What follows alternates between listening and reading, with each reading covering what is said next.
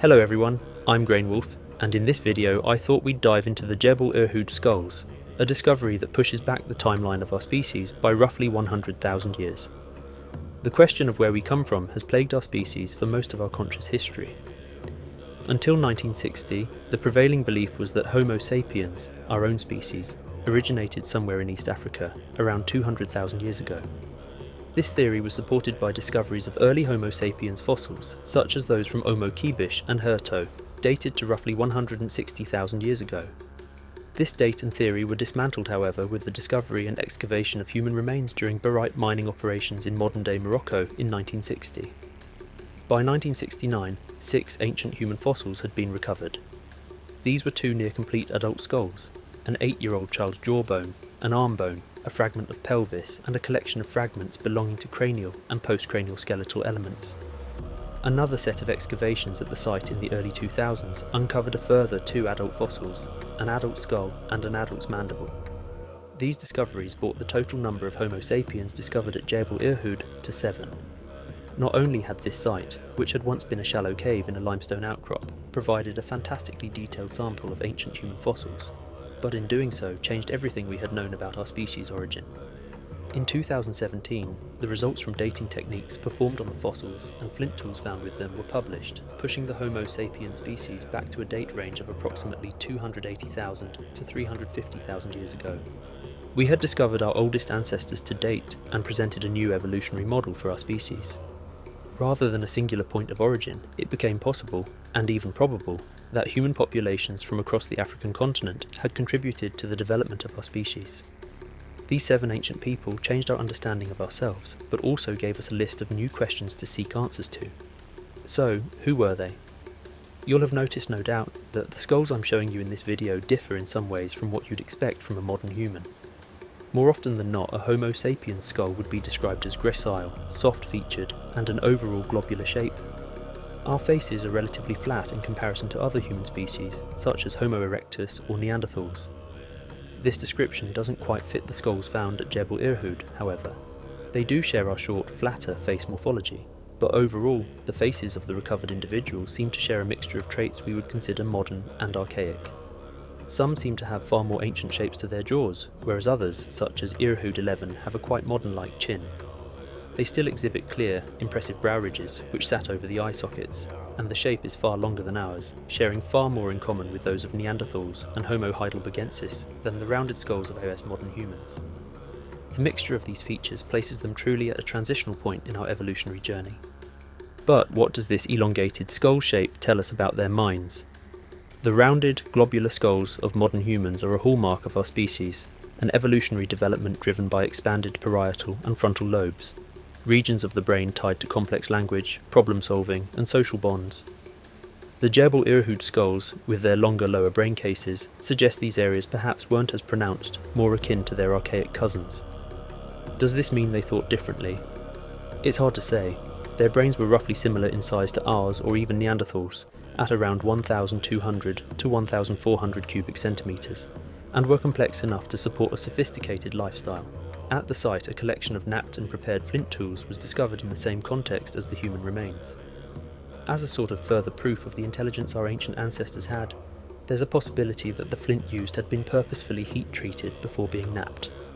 Heating flint in fire alters the material's crystalline structure, which improves its stability when being knapped, removing a level of brittleness which allows for sharper and more precise blades. This process is seen in later sites in Africa, namely Pinnacle Point, which has evidence of this dating to 70,000 years ago.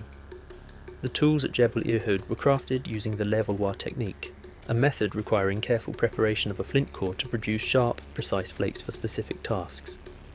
Imagine these early Homo sapiens, sitting around a fire, envisioning the tools they needed before striking the stone just right. This mastery of fire and stone reveals a mind capable of planning and innovation, but were they alone in this skill? Far from it. Across Europe, Neanderthals were crafting similar levallois tools, as were other early Homo sapiens across Africa. Even their probable ancestors, Homo heidelbergensis, used this technique in places like Zambia, not far from Jebel Irhoud's time. What we do know is that their tools helped to place them in a shared human story. At this ancient date, while displaying so many features that we can begin to recognise as us, so many more factors about these 7 individuals relate us back to our even more ancient cousins and our shared ancestry. For our ancestors in Morocco 300,000 years ago, that shared ancestry wasn't such a distant memory. In fact, as I mentioned earlier, they were just one species of human alive at the time. In Africa alone, they, and other early Homo sapiens groups, would have shared their landscapes with populations of Homo heidelbergensis.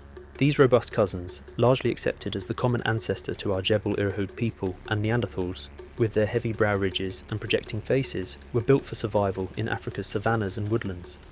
Fossils like Broken Hill in Zambia, dated to around 300,000 years ago, show skulls not unlike those of our Moroccan ancestors, but with thicker bones and larger jaws.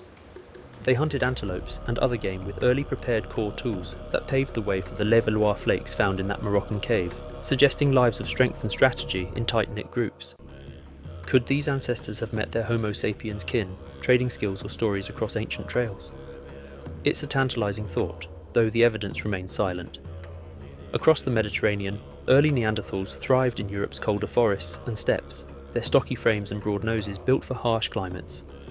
Armed with powerful brains sometimes larger than ours, up to 1,750 cubic centimetres, they hunted deer, bison, and even mammoths with Levallois tools and wooden spears, warming themselves by fires that echoed those at Jebel Irhoud.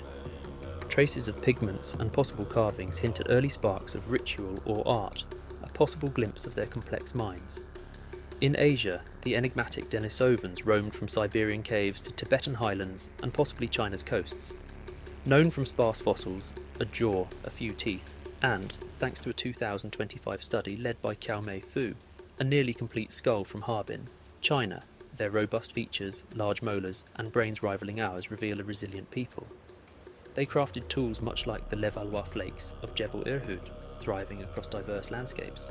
Theirs was a world alive with human diversity, each group carving out an existence in their own corner of the globe, yet woven together by a shared past.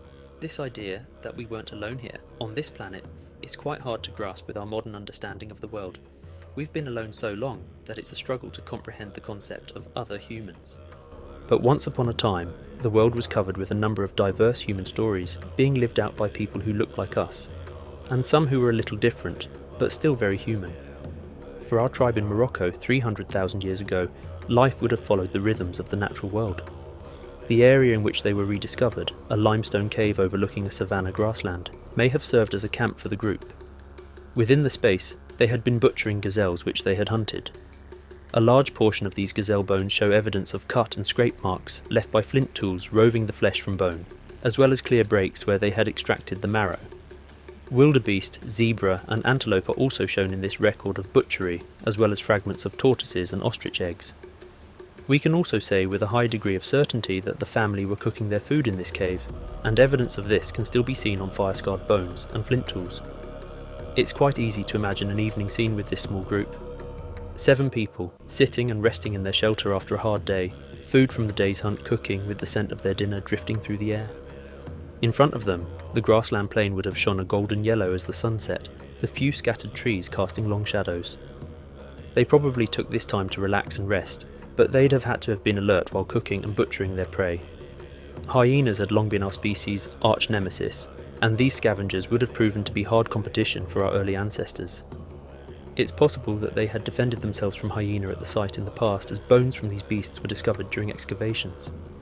No one knows for sure what happened at the Jebel Irhoud cave to cause all 7 of these ancient people to become fossilised in the same place. Some suggest they were purposefully placed within the limestone cave in a burial ceremony by their loved ones. Another theory, which is the one I personally believe, is that the scene discovered in the 1960s was preserved due to the limestone cave collapsing on top of it. The type of limestone around the Jebel Irhoud site is known for being brittle, and it is entirely plausible that the unstable nature of the rock unfortunately led to the fate of 7 ancient humans who found their lives suddenly ended in a cave collapse. However they ended up in that ancient cave, be it by purposeful burial or sudden freak accident, the rock that encased them has given us a snapshot of our earliest ancestors. The discovery of this small group has widened our knowledge of an era of our history which is so clouded in mystery. Thanks to them, we know what they ate, that they shared a technological continuity with other ancient humans, and we are given the opportunity to look at the faces of some of the earliest Homo sapiens to ever walk this planet. This site has sat with me for a while, and I don't think it's as well known as it should be. The question, where did we come from, is such a profound one, and a subject we can't easily answer. However, thanks to the Jebel Irhoud family, we are provided with another piece of that complex puzzle. They lived alongside other human species at the beginning of a 300,000-year journey, one that ends with their descendants as the last surviving of their kind, us. I hope you found this video interesting. Ancient history is a real passion for me, and I thoroughly enjoy researching these subjects. If you did enjoy and want to see more, please consider subscribing and leaving a like. If you're after more prehistory, please consider heading over to my Instagram, where I post daily. I also have a Patreon where I upload exclusive articles and video content. Both are linked in the description. I've been Grey and Wolf, and thank you for watching.